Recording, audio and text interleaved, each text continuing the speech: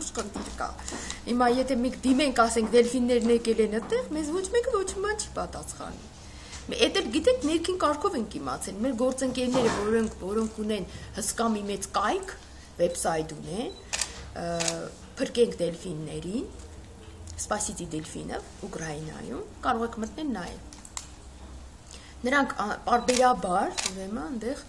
փաստաթղթեր էին դնում եւ մեզ էլ տեղյակ էին պահում նամակների միջոցով, թե իրանց մոտ ինչ, որտեղ ներում է իրանց կազմակերպությունն է։ Իրանք ավելի շատ բան գիտեին դրանց գործարքների մասին։ Ինչ փաստաթղթեր կա, որտեղից ուր են գնում դելֆիները, ինչ վիճակում են։ Մենք պարբերաբար նրանցից ստացել ենք այդ ինֆորմացիան։ Հենց այնպես չենք խոսում, էլ այստեղ հիմա։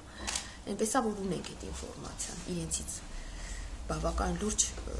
ինֆորմացիա ունենք եւ խնդիրը հիմա նրանն է, որ այդ կենդանիները